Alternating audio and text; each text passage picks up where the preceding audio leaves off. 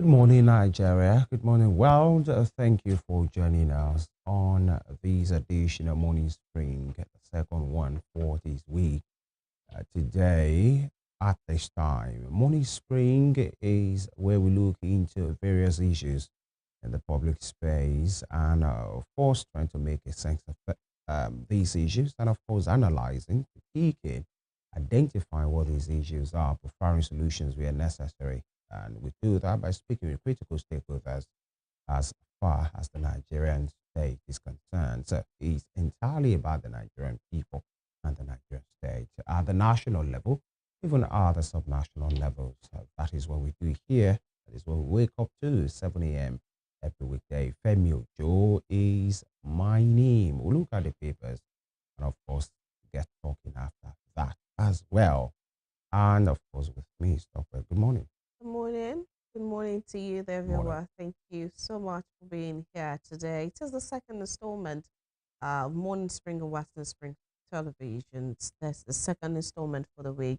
And today is the third day in February, year 2026. We're super delighted to welcome you on board this morning. My name is Temitope Ajijola Oluwaola. Of course, just like I said, the newspaper segment is, the next point of call, and that we have quite a lot to reel out as far as the Nigerian state is concerned. In Osun State, there are still issues around the local government administration, and of course, issues around, all around the places. Of course, there will always be something to really talk about the issues around the pool and all of those things. There was a report credited to the defense minister, yesterday, where it was reported that he said the pool, had him in mind, part of the people that, might have to be, put away in a kind of way. But then it was felt at the planning stage and all of those things. So, some might say, well, if there are people under you, because it was at the time, still within the high part people as far as the Nigerian military and defense architecture is concerned, it was Army Chief, then it was the Chief of Defense Staff and all of those things before he is now Minister of Defense. But the man has spoken on the matter, But the what, well, thank goodness it didn't happen, actually. But, coup is really a very serious thing. And it has been established over and over. Even at the planning stage, if you get to know about coup, either you are told, you are part of it. Either no report. Yeah. Either you found out, like a leak, you didn't report, you're a part of it. If you possibly then report to the right people, and the coup goes ahead, you're complicit in the matter. As far as in as much that thing didn't get to the right authority and it was stopped on time, whenever the names of those people that are involved is being rolled out and your name unfortunately gets brought up in the case, and there is no record of you reporting at any time, you are part of it. Unfortunately, on the flip side again, if you are part of it, if you are told, actually, by the planners, and you are trying to refuse, it's a bad one for you as well, because they feel, your guess is as good as mine.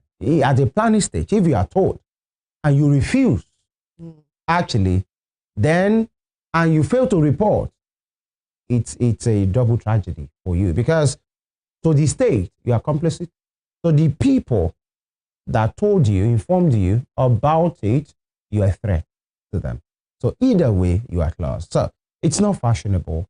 It's not good. And many persons have said in Nigeria, it might never happen again because of the diversity.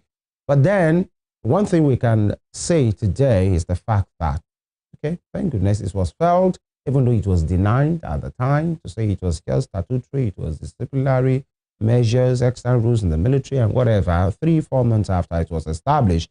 But the point is, the defense minister yesterday said it was found at the planning stage. So did they know at the planning stage that it was a coup? Or those guys were just rounded up because they feel something not usual was happening around? Of course, at this time where more investigations have been done, and you know, they've now decided that, of course, since it did not go through, of course, that's spoiling it at the planning stage. They may not have known the details of that, and of course, since they were not part of the planners, it is that's the most logical thing to say, that it's possible they didn't know the full details of it, but because somebody somewhere must have done the job of leaking, and that's why, the whole thing came out in the first place. But you were talking about scenarios, and it is just interesting if, you're trying to report a coup because you heard of it, and the person or the people you chose to report to, unknown to you, are part of the plotters of this coup. Yeah. Just imagine what your lot will be. Yeah. And so it's just like you said, it's a very, very dangerous called double tragedy. Double wala for dead body. Yeah. Actually. And so it's right. It is just a dilemma, a very, very terrible dilemma to be in. The best thing, but there are some people, right? Since we are painting scenarios, there are some people who somehow, somewhere, they got to know, maybe not from hearsays, but from maybe papers or something, and because nobody knew they knew, they just decided to keep mum and probably stay away from work at that time, so that and unavailable. Somebody somewhere is wanting to see you, you're just unavailable at the time. I think it's just it's terrible. Especially if you have been there's someone they want to get, they will surely want to tell you so that you'll be part of that plan. But whatever it is, thank God the Nigerian state has, by some providence, escaped this coup plot. And we hope that the people, the plotters, are brought to justice. And the Nigerian state is doing well on all democratic fronts, because the failure of democracy is what brings about the thought of military intervention in the first place. And that is where we are telling our leaders every single day to bring about dividends of democracy, and that it flows, to every person, such that they're not left out, of this enjoyment or the benefits of democracy. That is where we are. And democracy as it is not perfected right here in Nigeria. We just hope that we can keep growing and not be stagnant, or, more like a regressive, retrogressive rather, nation. So we hope that we do better, so that we would go beyond, coup and the plotting and all of that.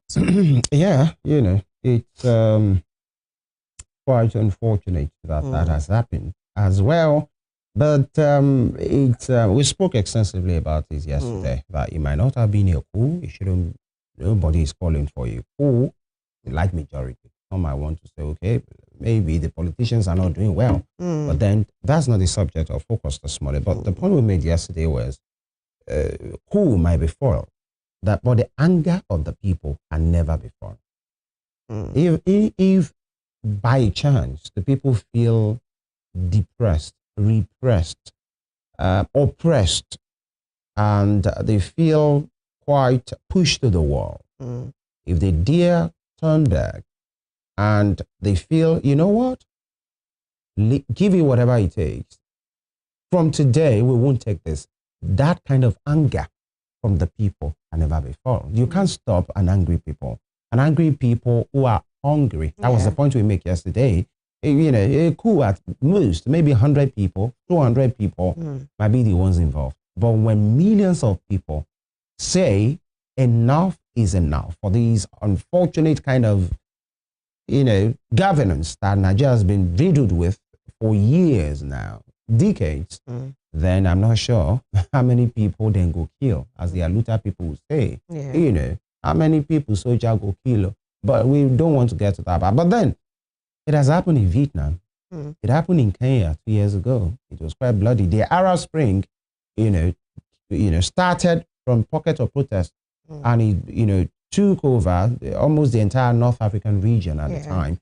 We are not calling for that, but the point is here, the security of the state, sacrosanct. Regime security is sacrosanct. But beyond that, what will really, make a state to be governable, a nation to be in peace, is when there is safety, when there is protection of lives and properties, when the people can sleep with their two eyes closed, when people can go around their business the way they want to within the confines of the law, when people know that if they farm, as people dealing in whatever kind of farming, their farms will not be overrun by evil herders coming with their cattle, either from Nigeria or not from Nigeria. And when cattle rearers as well know that their cattle are safe and they will not be rustled by another criminal, that's the way it should be. And when they see that their leaders are really part of them, offices come with perks. Everybody knows. We are not saying whatever a civil servant is earning or the kind of lifestyle is what people at the end of affairs should be earning. Everybody with their capacity and the perks of office. But when you make it to look like, the rest of the people can go hang on the transformer, as they usually say around here, and you don't really care. And it's always back and forth. There is no stability in education, threat of strike today, threat of strike tomorrow, all of those places. But people see you, on matriculation gowns in Scotland, in England, in the US, in Dubai, taking pictures with your words, smiling, and everybody looks so refreshed. Yet, the ones here are looking like they are not created by God. Yeah. Then you make the people to resent you. And that's why I usually say, when bad things can happen to everybody. We hope it doesn't happen to any of us. Because we are first humans. But when you see if seemingly bad thing or things happen to politicians, sometimes you see the people rejoicing. Not because they benefit anything from that thing that has happened to them, but they feel you too should feel what the people are feeling. If accident happened to them and any of them gets, injured or loses any person, some people will say that serves you well, because these roads are supposed to be fixed by you. We talked about COVID yesterday. Yeah, I think it was yesterday. Yes. And it appears early this morning, I woke up early and I was just reminiscing a lot of things, and I feel really it's a sad situation. Yeah. We're at a place yesterday and we're discussing about that lady that was beaten by snake. Several, bites by snake. Well, it's sad, but that snake bite didn't happen somewhere in the forest. It didn't happen on the highway where there are no hospitals. It happened in the town.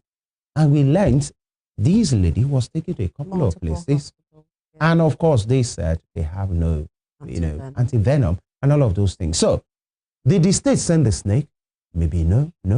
But there may be that kind of a thing will have been avoided if our institutions are, well equipped.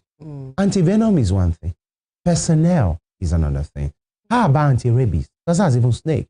How many hospitals can really confirm that they have anti-rabies? And a dog can move mad at any time.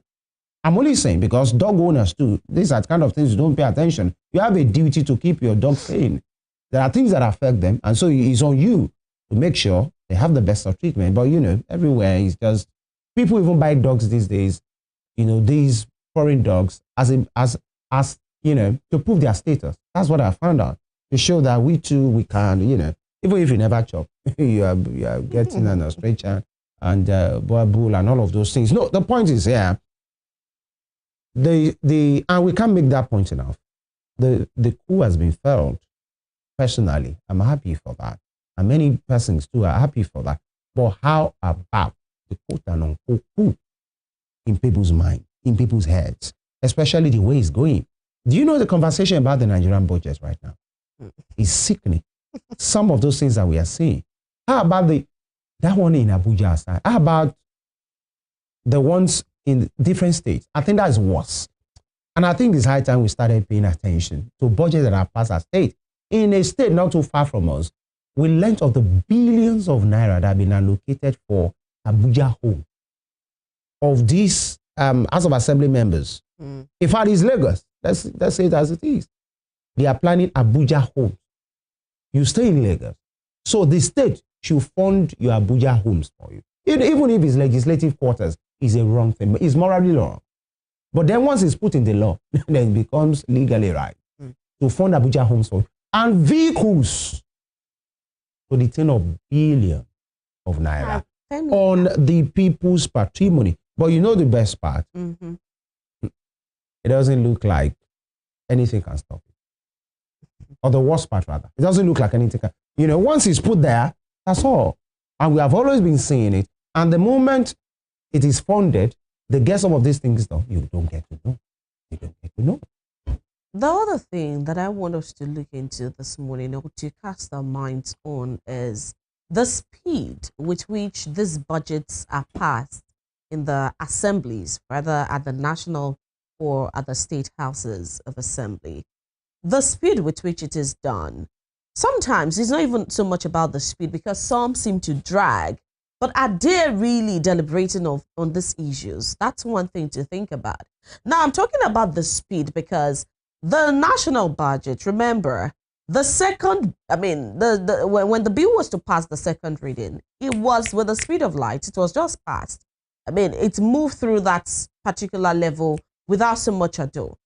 Now, we've been talking about electoral reform bills for a very long time. And it was even in the paper some days ago, it was in this year, where it was being said that the National Assembly is dragging. It's still a slow process. Is it because it is so much cumbersome? No. But because they know that once it is passed, like you said, it becomes law. And there are some things that really cannot go, that cannot go through. What we're saying this morning is that some things that seem to affect Nigeria as a whole, the whole of the country, we have this like a dastical attitude. We have this issue where we really cannot, we just don't do what we're supposed, to do at that level. But it's a whole lot of issue that we're talking about this morning. But when it concerns allies, and that's why it looks like when we're talking about these things, or when evil seems to befall people in authority, these people seem to rejoice. And that's because they feel they are beyond all of this. They cannot be touched by this thing. So when they are touched, the people seem to rejoice because they feel, now you know, this wouldn't have happened to you if you had done the right thing. So those are the issues we're talking about. Electoral reform bill should be passed, and it should be done quickly. If you can pass bills about houses and emoluments after you're even out of office, we're not even talking about when you're there. And when you're out of office, then you should look into things that people have voted you to go do in the houses. Well, the electoral bill being talked about, I think it has to do with the reviewed one, actually reviewing of it, because we have the past one of and it should 20. Be made into law. Yeah, whatever will work, And somebody, I think it was, I'm trying to get the person, either is Femi Adesina or somebody that was part of the last administration. Yeah. I got that report that over the weekend, the person was proposing that henceforth, everything about our election should be digitized, especially collation, uploading, transmission, and all of those things. And I remember on the platform that I saw it, somebody was saying, really, it appears like when you guys leave the scene, all of a sudden, that's when you usually remember, that there are some things that should be working now. The moment you are there, you don't always remember. And that's why when you leave office, especially the principal ones, they get to write memoir to accidental public servant. The last days of Aradua. What's it called? All kind of memoir that will make it to look like, these were my experience there, all of those things. But we must do better as a nation. And my heart really, goes out to that lady, the singer, the opera singer that died, after snake bite. And this is 2026, actually. And, there are some, snakes, many snakes are venomous, actually, or their venoms are deadly. There are some, they are deadlier more than the other. But then she was even, well, I say fortunate now, maybe not fortunate at the end of the day, that she didn't die on the spot. Yeah. You know, she was taken around only for this thing, you know, to still happen. She stayed 2 more hours Yeah. after that. That's a lot of pain. Yeah, and it's quite unfortunate that in 2026, we are still hearing about measles in Nigeria. We are still hearing about diarrhea. We are still hearing about malaria, meningitis, all of those things that when we were younger, in my primary days, those are the things you see. There's this subject they used to call family living. You know, then that time, those are the things they teach you. Oh, hygiene. Because of that, they even call there is one I think it's diarrhea and runigba or so. Because you are vomiting and then you are, you know, doing stuff at the other end. And almost my 4 years, more than 4 years, 4 decades of existing of myself, I'm still hearing about those things. Meningitis. I think that those things, it seems we are not really overcame. These sicknesses, I see. Even the country that seemed to be rid of malaria eventually reported a malaria case, you know, recently. See, these things can happen. Meningitis, diabetes, I said diabetes, diarrhea, all of those things can even still happen. In 2026, I don't expect that a person will be dying of a venom, a snake bite in 2026 in a country like Nigeria. Okay, are you serious? I'm serious. People are dying of malaria. You said they can't die of people can die of snake bite. People may still die of malaria. Femi, look at it. This is a thing that it happens. Hospitals are where? Hospitals are close by. You said something that is very germane. This didn't happen in the bush. It happened right here in the heart of the city. It's not supposed to be happening, Femi, because it's a bite. If you're driven to the hospital, hospitals should have antivenoms. As a matter of fact, I'm beginning to think that this may be something we should be looking into. The people should have their antivenoms themselves. Really, I don't know if that can happen, if we can get to that point. I'm not sure antivenoms are like paracetamol. I'm not saying they're like paracetamol. No, I don't think you'll be ingesting maybe that some of those things might require doctor's expertise, actually. Maybe. And they might not even be sold, they might not be off the shelf kind of stuff. That's what I'm saying. I'm hoping that it's possible we get there. But if we don't have it in our hospitals, how would we even get there to individuals having that? But the point is, I still seem to think that you can still have malaria. You can still have all of those things, even though we ought to the stats ought to have reduced at this point in our lives. But then people are still dying of antivenom, and we're not thinking. Hospitals, several hospitals, this one, that one, you do not have antivenom in 2026. It's a serious issue. I get your point. But you know what I'm trying to put a context to that is the fact that some hospitals that doesn't have anti-malaria. How can they have antivenom? Are you joking? Talkware, I know what I'm saying. We're not supposed to be. We're not supposed. Hospitals will not have anti-malaria. Are you kidding? Okay. These are things we pick off the shelf. Okay, I hope I am. I hope. Really, I wish I was. I could have mentioned the general hospital. That doesn't have anti-malaria. This is Western Spring Television. We say it as it is. These are things they write for you to go and get outside, because their own, you know, what is it called? The drugstore is as dry as a public school's library. Let me throw double shots there. Do you know? Because when you want to talk about some public school's library, okay, you know, that's another conversation. In fact, I want to say thank God for the initiative of Post-Student Association. They are the ones that are helping so many schools. Now, yes. Of course, they owe it to give it back to, you know, their school and all of those things, but that's from a voluntary place. They are not constitutionally empowered or forced to do all of that, but that's good. Many schools will have been closed down. I can make bold of that, you know, for the interventions they go about in, you know, renovating some of these schools, because this money, if you call it a ranting period, I think it's worth it. Now, they go ahead, we just talk about the health. Some of these student associations, the ones that are buoyant enough and that, you know, they deem it fit, they renovate building. Some even do it on set level. Okay, you know, 1999 stroke, all of those things, set level. Sometimes they build new structures. They equip some of them go about in getting teachers under the PTA arrangement. They are the ones upholding so many schools across the country. So that's another conversation. But we are talking about things that should be basic, as anti-venom, as anti-rabies, as anti-malaria. So when I say some hospitals don't have it, nothing is in their drugstore. I also want us to talk. I'm not kidding here. We're talking about things that should happen and not happen.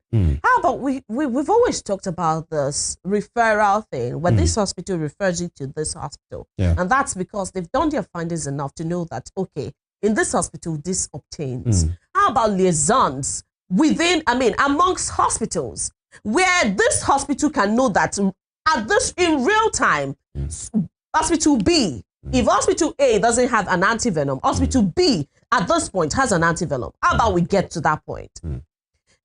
If within your vicinity, you don't know which hospital has an antivenom, you don't know which hospital has free beds, and you just refer people. Imagine how many times people refer. They refer you to hospital B. B refers you to C. And that's because they're just referring you blindly. They don't even know if this thing they're asking you to go get in another hospital is available. I think that would be a function of a system, a working system. Actually, this hospitals have things, associations, do they not? Well, I don't know. What are those associations for exactly? When you talk about referral, bills and what? For dues, for paying of dues, for what? I wouldn't know. As far as referral is concerned, I know there are some situations. I don't know about antivenom and anti-rabies and all of those things. But there are some cases in which some hospitals refer you specifically to some places to access some services. That's why I said, because they know that much. They have that much information that if they refer you to this hospital, this obtains there. Yeah, it does happen. I'm saying that for medical hospitals do not have oxygen. You know you're taking somebody into the theater. Oxygen max is tank is supposed to be right there beside you. But it is when you get to that point that you begin to look for oxygen. Is that even right to a right thinking person, let alone medical personnel in 2026? You're still having that issue. That case is I think that's another conversation. A whole lot. I think that's another conversation. Still about this functional system, actually. Because when I said, I know there are some referrals that are done. In fact, there are some referrals that are done when you want to do some investigation that they will tell you, go here. And I'm not talking about hustlers, doctors who just refer you to some places because they want to have a court. No. No. But really that it was, okay, if it's CT scan, go here. If it's brain stuff, go here. They do that. But I don't know if they do it on other issues that are not as serious, quote and unquote, as that. And number two, there are levels of medical institutions, primary, tertiary, secondary, actually. For those maternity centers, all of those things, there are services they can provide, actually. And if those things are, the system is really working, there are some cases that should not even get to a secondary institution. Like and I'll give you an example. Situation. Let's leave the antivenom for now. I'm talking about working system. Okay. It's because some of those maternity centers, those clinics, those ones in people's neighborhoods, if the way it has been designed in the system, right, if it's working, there are some of those cases that should not get to a tertiary institution. Of course. So that it won't belabor. If you understand what I'm saying. So that it won't belabor whatever they are doing at a tertiary. What is headache, vomiting, some of those things that happen, if the system is working, those are not cases you should take to a teaching hospital. No. They should be in a working system. They should be handled in those places we call maternity centers, community health centers in the neighborhood, because they will have medical personnel, doctors, nurses, record officers, and all of those things. So they should be taken care of. In fact, there's some birth. That's why they call them maternity centers. In an equipped place, that should not get to a teaching hospital. You can only get to a teaching hospital when something is beyond what they can handle and they do a referral. So an ambulance picks it up from this side, take it straight to that place. And that's why you're talking about the system connection synergy between hospitals. But what we have, so that God don't keep talking and talking, is a dysfunctional system that go back to where we started yesterday, talking about the fact that forget what has happened from 1960 till 2000. I mean, year 2020. And some of those, we can't even say 1960 because I understand, I've read, I've seen, I've heard, seen videos of the Saudi royal family coming to UI, coming to UCH, University College Hospital in Ibadan, for medical access. So Nigeria wasn't as bad as it used to be. From Saudi Arabia, they came to UCH, that one you see on your way to Mokola in Ibadan, for access. So things got bad. So scratch that to 2020. You will think that, oh, because many persons were stuck during COVID, many persons were stuck during NSARS, and we will just have that, let me say, we will have sense to do what is normal in the system. But immediately the world recovered and the spaces were opened up, embassies were opened, what's it called? Everybody can fly from here to here. We went back to the status quo. And the point I'm trying to connect before we hit the brakes this morning is the fact that who might be voided. I keep saying it. We don't have it. We don't want it. It should not happen. But the day, then I don't know which day, but because it's not looking like very soon. It's not looking like very soon. Where people are forgetting easily. And of course, the politicians have found a way of dividing us along many lines, religion, tribe. Even within the tribe, somebody will tell you, I'm an Ijesha man, you are an Ede man. We should not. So let everybody protect their interests. And the politicians, they understand this very well. They know that for you to come together, while you are saying we are going to protest on a just cause, somebody is calling one honorable to say they are gathering because of one thing or another. I don't know when it will come. But if it's the people that will say, enough is enough. We are tired of this. From Sokoto to Kebbi, to Katsina, to Port Harcourt, to Akwa Ibom, to Oyo, to Shogbo, to all of those places. No force on earth will be able to stop that. And we just hope we won't get to that point. Let's do what we are supposed to do. My take this morning. Wow. On those issues, sometimes we need to hit the nails on the, hit the nail on the head. How do they put it now? Like that you said along lines and talking about, sometimes even in the same state or in the same ethnicity, you still find division amongst them. When it was just recently that Oshogbo people were saying, oh, the governorship should be zoned to Oshogbo. That is another line. People can make claims. Of course, that is what and that's legal. That's fine. It is fine. Yeah. But we're talking about this division, and that's where we're speaking in context, not out of it. That's the context for which I'm speaking on this. It's another division. You cannot tell me that they just woke up to think about it. Consolidations, plannings, how else can we follow this plan? And that's how they got to that point.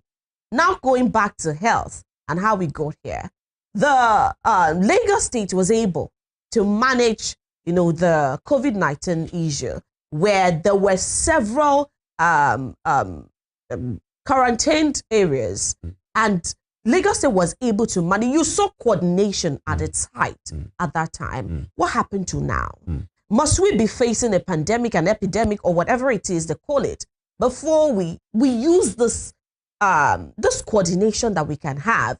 Nobody was divided along any line at that time. When you have a bed, nobody was saying, no, I am Ijebu. No, you are Ebira or something. I cannot stay beside you. But when we are done, when we seem to have this reset, like we just go back to factory setting once we are out of, one issue, one situation. So we just need to get well thinking, right thinking, and begin to think along other things like one Nigeria or democracy that works rather than resorting to coup. Right. People could have sat down to say, oh, how do we impose or how do we more like advise and encourage? Because we're leaning towards imposition now because advice dialogue is seeming to fail. So how do we impress on this particular administration that this is what we want? It's either you give or you are out. Why? So those are the things. I think I would rather take the latter. You can only impress by law. You can't impose as far as governance is concerned. We hope things will get better so that we have other stories to tell here. And by the way, I think it's another day to say kudos to Lagos for what they did during COVID. You know, they really took the lead. During Ebola as well. And a certain Stella Adadepo who always be remembered for her heroics. Not just her heroics, she paid the supreme price for that. And there are many states that really did that. But, you know, you could say why they planned along those lines. You know what made it so imperative at the time? Everybody was stuck.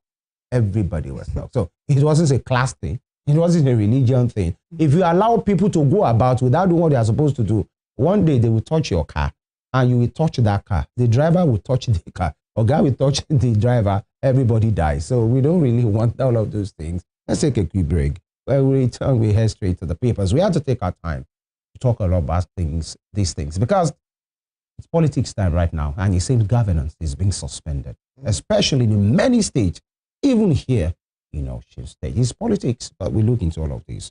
That will be after now. Stay with us.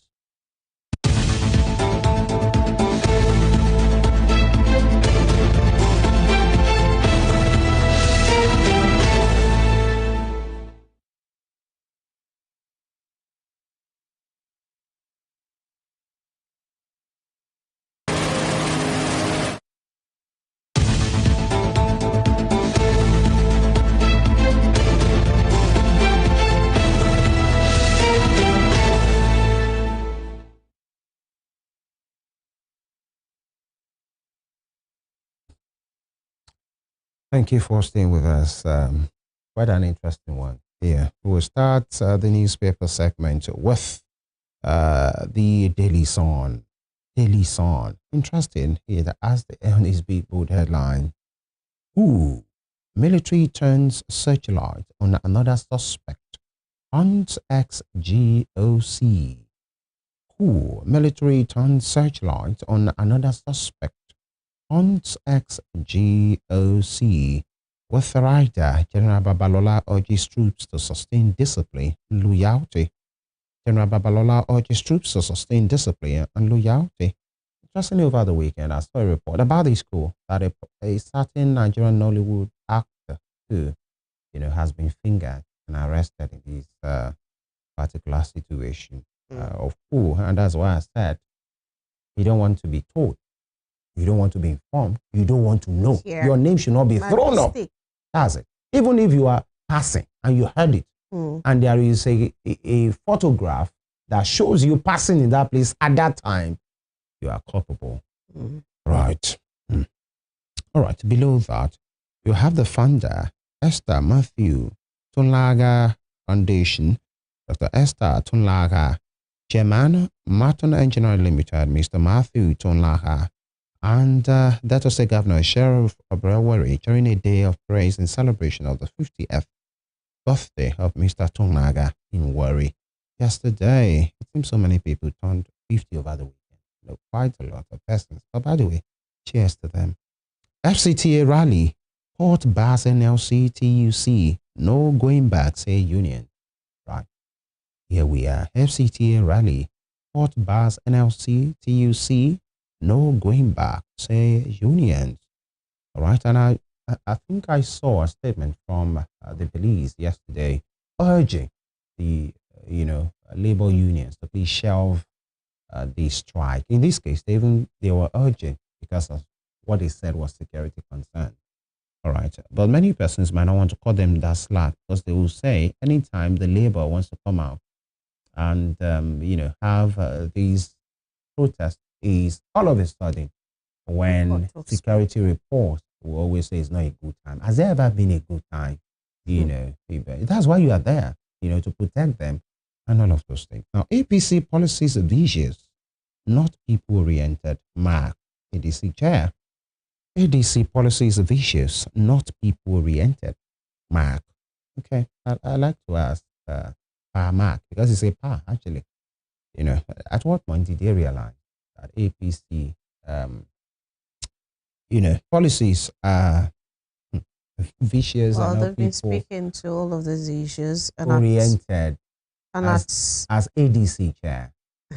What I'm saying is this: APC has been at the saddle of administration actually since 2015, actually, and I can't imagine, I can't hear anything from David Mark talking about their policies and whatever. But in less than 6 months or a year of ADC, people are making discoveries here and there. But people will point at him and was well. He says, some of you people, can you just take some backseat? Well, he has a legal right to all of those things because David Mark, example, was a military administrator. And then he became a politician. He was Senate president. He was in the Senate for a year, before he left. And now he's still the chairman of a political party. Really? I feel so. Yeah, that's quite some some human there. Soludo shops in Onish main market as traders shun sit at home. Soludo shops in Onitsha main market as traders shun sit at home. Okay, that was yesterday, right? It seems everything is good now in the little China, as they would say. So no seat at home. And the governor even came to shop. I hope he paid. Okay, that's why they talked about shopping. I hope he had a lot of shopping and, so that people would be happy, at least. And it should not just be about yesterday. Let's hope everywhere will still be safe in the days to come. Malami asked court to set aside interim forfeiture order on property. Malami asked court to set aside interim forfeiture order on property. So much for the man right now. And there is a report that was linked to him to say he earned 364 million naira in salary during his time in office. Actually, something around less than 400 million or so. That 384 is 364 million as salary while he was in office, and he was there for 8 years actually. So, and he got a gift from his friends, almost $1 billion or so, and then from his private businesses that he made, he got more than 10 billion naira in private business. So, and he's saying because of that, they should leave that court order, seizing his properties and brace for epileptic petrol supply. Marketers warn. Brace for epileptic petrol supply. Marketers warn, say bank debts mounting, destabilizing their operations. The World Topic comes in. I was going through town yesterday and was it 2 weeks ago? I saw filling stations selling 764, 774, around that range. Yesterday? Yes, last 2 weeks. Yesterday I moved around town. I was seeing 864, 860 something, 871. And you will think we are really making progress in this country. Like things were reducing. What happens is, it's just a lot. 1,000 naira, 900, 800, 7 something. They go back to 864. And now we have been told to brace up for epileptic petrol supply. I just hope whatever we are making as gains can always be sustained. Events in the Middle East also, hampering or really, really impressing on this petrol stuff. That's all over the world in Nigeria, things are just unstable. We've been seeing a lot of that, in the past year. But we just hope, just like you said, we can have a gain and have it sustained at a particular momentum. Right. That'll be all from the Daily Zone. All right. Now, on Daily Trust newspaper this morning, we have the banner headline here also talking about a tragedy. Billions lost as Kano commodity hub. Billions lost at Kano commodity hub. We can see that right here. It says here, goods worth billions of naira burnt as fire guards single market in Kano State yesterday. That's a great loss, and billions of naira. All right, I got 958 million naira as gifts. 374 million naira salary. Malami tells court. I got 958 million naira as gifts. 374 million naira salary. Malami tells court. Right. And that's why you find everyday worker on the streets, trying to go on strike so that they can get their benefits, the leadless, that salary. You have somebody just giving orders, showing up to work, taking home this amount of money. Below that, we have this Nigerian killed fighting for Russia in Ukraine. That particular report right there on page 40 of Daily Trust newspaper this morning. Man allegedly kills father's stepmother in Plateau. Boko Haram kills 17 in Borno. We still have insecurity very much, a big issue in Nigeria. Below the nameplate, X-rain brutalized 7 states at 50. FCT, Labour insists on protests despite court order. South Africa restores power at Nigerian High Commission after debt payment. All right. That's and those headlines right there on Daily Trust newspaper this morning. Yeah, double wala for dead body. I don't know what that phrase is very handy. Yeah, it came in handy this morning for that Nigerian man, that lost his life fighting for. Was it Ukraine or Russia? He lost his life fighting in the war, fighting for Russia in Ukraine. That's the point. Yeah, so he was fighting for Russia, but he died in Ukraine. Sad. Was that supposed to be greener pasture as well? Yeah, that's greener pasture. He died a heroic on the battle line. Yeah. Heroic. Yeah. He died a hero. Yeah. Fighting for what he believed in. The cause he believed in. Interesting. Nigerian Tribune is next. Nigerian Tribune. Here, how I acquired my properties. Right. That's from former Minister Malami. How I acquired my properties, Malami.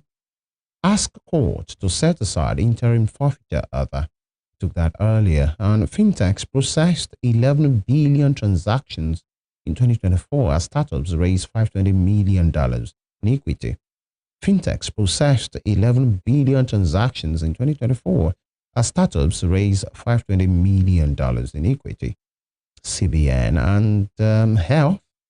Common food preservatives in hot dogs, sausages, bacon increase prostate cancer risk by 32%. That's from researchers. Common food preservatives in hot dogs, sausages, bacon increase prostate cancer risk by 32%. Researchers. So let's watch it, especially lovers of fast food, actually. Right. Know that there might be a risk attached to that. And you have the picture of the governor of Delta State, at a function for the celebrants. And of course, above that, you have the Minister of State for Health and Social Welfare, Dr. Isiaka Adekunle Salako, the wife of former President, Chief Mrs. Bola Obasanjo, and the former President Obasanjo himself, former Governor of Ogun State, Aremo Olusegun Oshoba, the current Governor of Ogun State, Prince Dapo Abiodun, and his wife and other people, and the Deputy Governor, actually, Mrs. Noimon Salako-Yedele, during the interfaith prayer and Thanksgiving commemorating Ogun State 50th anniversary held at the Arcade Ground, in Abeokuta. Interesting. The Oyo State celebrated their 50th as well. Ogun at 50 or you at 50. That's quite some milestone for this state, actually. Now, and by the way, talking about Oyo State, I saw a novelty match, organized by the Oyo State government between, I think, the executive led by the governor and some persons. And anyways, it's a novelty, so it's supposed to be entertaining and funny, actually. And the governor scored. That's the issue. They had a couple of goals in that match. The thing that got me amused was the fact that the moment they give the pass to the governor, nobody comes to tackle him. Can you give the governor a double leg tackle? Let's see what will happen. And he scored a couple of goals, actually. But then the amusing part, just like I said, is the fact that the opposing team, I think they were in wine, the Oyo State color, and yellow. The opposing team were done in a green jersey. So the governor scores, and the opposing team will go and congratulate the governor. You are, you're on the opposing side. Yes, you go and give the governor a high five, a high hit, and I say, this psychophancy thing is able to take it too far on this particular beach. By the way, supposed to be a novelty. Yelwata massacre, on a serious note now. Federal government arraigned suspected terrorists on 57-count charge. Not just about the arraignment. Do a proper diligent prosecution and see it to the end. Not just to start a case and then abandon them there, because we've seen these happen many times. Make sure that they're the actual culprits. Yeah. 19.65 billion naira was budgeted for health sector in 2026, not 68 million naira. 19.65 billion naira was budgeted for health sector in 2026, not 68 million naira. And I think people should verify the source and sources of their information, especially when you're trying to, report issues.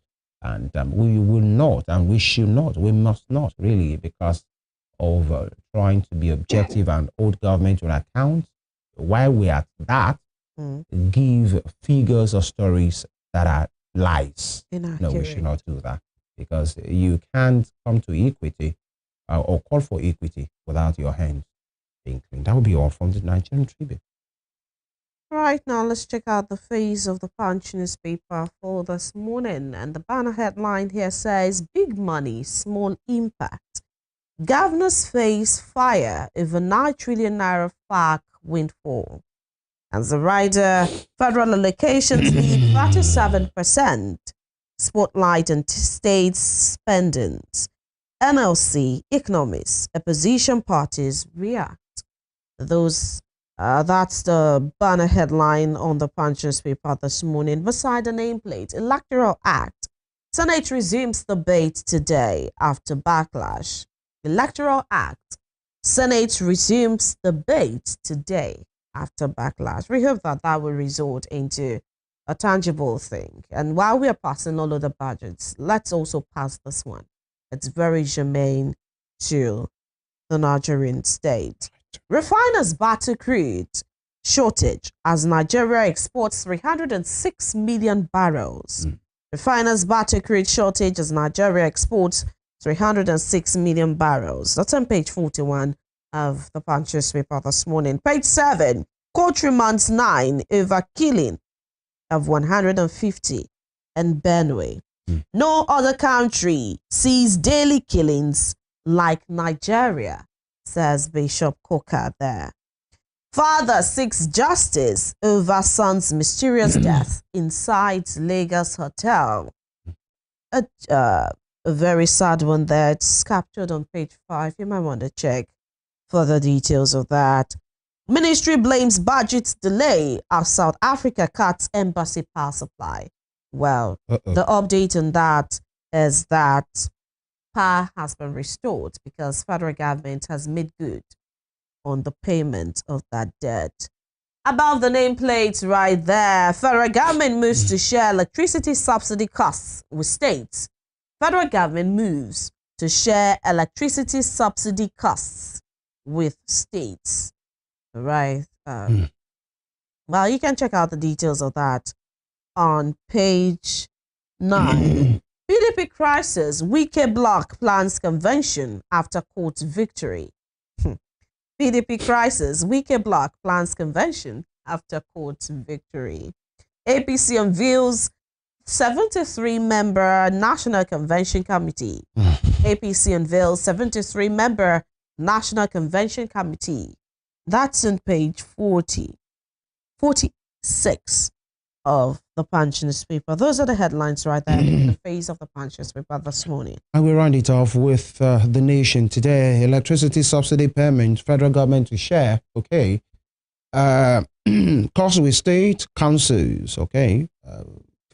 Interesting, because that particular sector has been liberalized.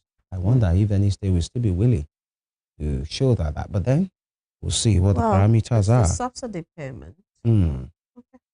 Well, that's what I'm saying. And that's why, yeah. Electricity subsidy payments for the government to share costs with states. Since there is autonomy, right?